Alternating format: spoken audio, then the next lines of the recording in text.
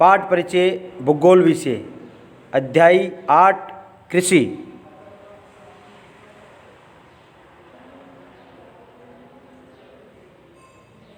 भारत एक कृषि प्रधान देश है। भारत में रहने वाले किसान बहुत अधिक मात्रा में कृषि करते हैं।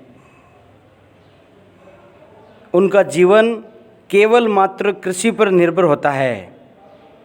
इसलिए भारतीय किसान अधिकतर खेती करके और उसके सामाजिक जीवन को आगे बढ़ाते हैं। कृषि किसान करता है अधिकतर गांवों में, और बहुत सारे किसान केवल मात्र वर्षा पर निर्भर होते हैं। कुछ सिंचाई के साधनों पर निर्भर रहते हैं, भूमिगत जल जैसे। ऐसा करके अपने जीवन को आगे बढ़ाने के लिए कृषि करते हैं। और कृषि करने का मुख्य उद्देश्य है उदर पूर्ति हेतु कृषि करते हैं, अन्न उगाते हैं। और बड़े बड़े क्षेत्र के जो किसान हैं वो व्यापारिक फसलें भी बोई जाती है, जिससे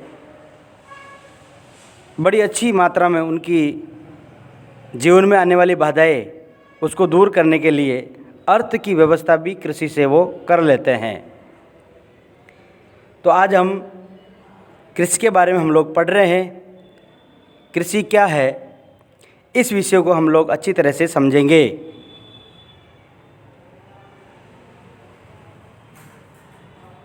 भारतीय कृषि का परिचय।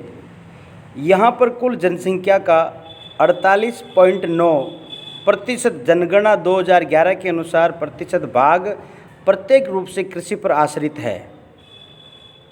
देश के सकल घरेलू उत्पाद का 13.7 सन 2012-13% भाग कृषि से प्राप्त होता है।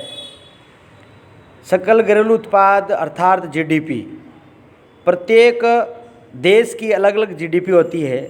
कृषि को बांटने के लिए और उसके सकल घरेलू उत्पाद में वृद्धि कमी, इस हेतु प्रत्येक क्षेत्र के अनुसार सकल घरेलू उत्पाद होता है।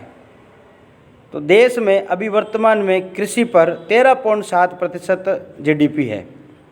भारत में कृषि कार्य प्रमुखतः जीवन निर्वहन के लिए किया जाता है, जिसमें कृषि अपनी परंपरागत तकनीक के द्वारा कृषि भूमि पर उदर पूर्ति हेतु खाद्यान्न फसलों को उगाता है, जिसमें अतिरिक्त भाग को बेचकर अन्य आवश्यक उपभोग की वस्तुएं प्राप्त करता है।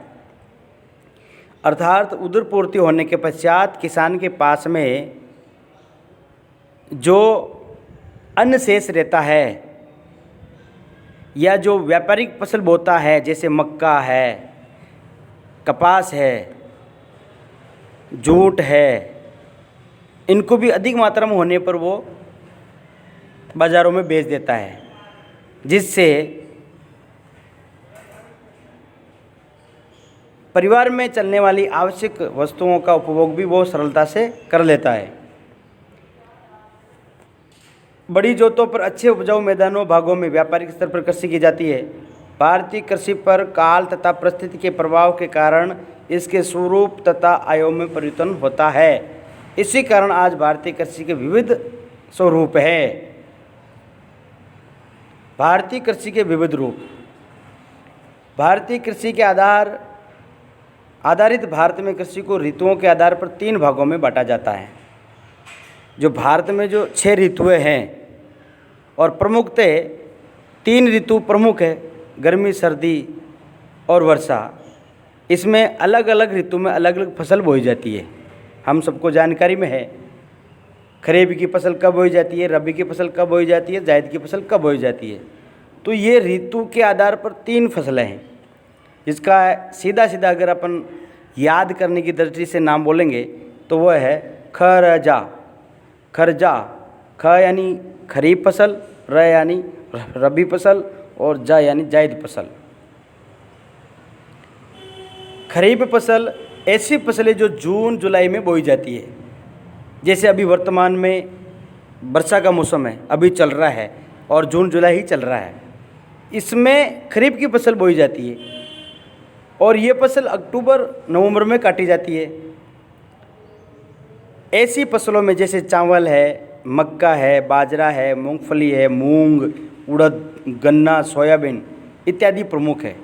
ये सभी फसलें जून जुलाई में बोई जाती है, जिसको हम सामान्यतः कह सकते हैं कि ये सारी फसलें वर्षा पर आधारित है।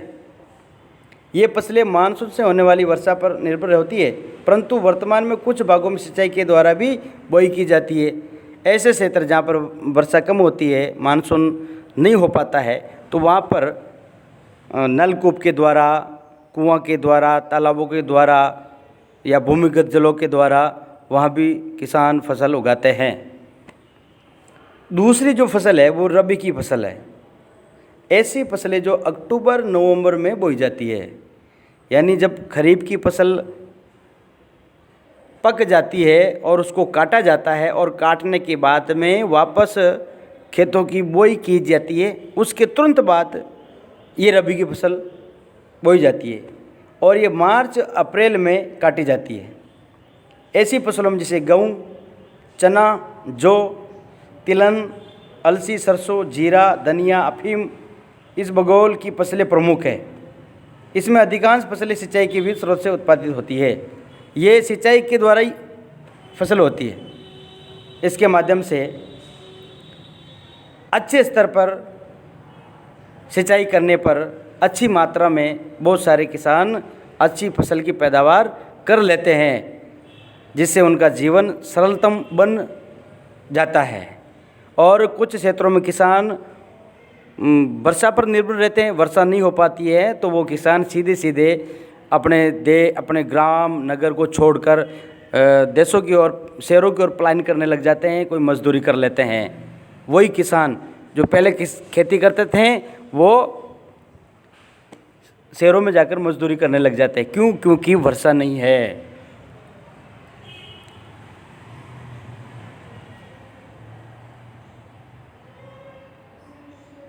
अगली जो फसल है वो है जायद। इसमें मुख्य रूप से हरी सब्जी, चारे की फसलें होती है। हरी सब्जी और चारे की फसलें होती है, जिसमें तरबूज, लौकी, ककड़ी, खीरा आदि की फसलें ली जाती है और ये फसल फरवरी अप्रैल में बोई जाती है और जून जुलाई में काटी जाती है। फरवरी अप्रैल में तो बोई जाएगी और जून और जुलाई में इस समय वो उसका काटना प्रारंभ हो जाता है। इसलिए अभी तरबूज हम बाज़ार में निकलते हैं तो तरबूज मिलते हैं, लौकी मिलती है, ककड़ी मिलती है, खरबूज मिलते हैं, तो ये जायद फसल है। इसलिए इनको, ये तीनों फसलें ऋतु के आधार पर है। 3 ऋतु 3 फसलें। खरजा यानी ये तीनों ऋतु आ गई और तीनों फसलें आ गई। ऋतु के आधार पर भारतीय कृषि के 3 रूप हैं। पहला पड़ा मैंने खरीफ, दूसरा पड़ा रबी और तीसरा है जायद। ये आप लोगों को याद करना पड़ेगा, समझना पड़ेगा।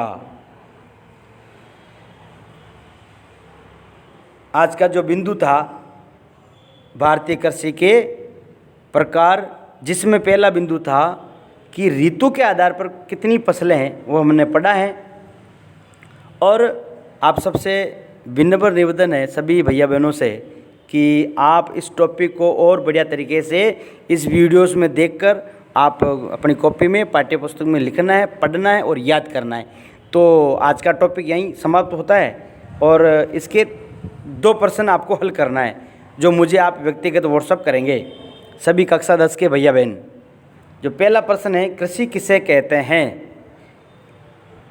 ऋतु के आधार पर कृषि के प्रकारों का वर्णन करिए। हम लोगों ने भी पढ़ा है 3 प्रकार है, खरीफ, रबी और जायद। लिखना और कब बोई जाती है, कब काटी जाती है, कौन से मानसून पर आधारित है, ऐसा करके दोनों प्रश्नों को आपको कार्य में करना है और उक्त दोनों प्रश्नों को याद भी करना है। सभी भैया बहनों को धन्यवाद। आज आपने इस ऑनलाइन कक्षा में भाग लिया, इस हेतु आपको भी धन्यवाद और आपके माताजी पिताजी को भी धन्यवाद, प्रणाम, जय हिंद।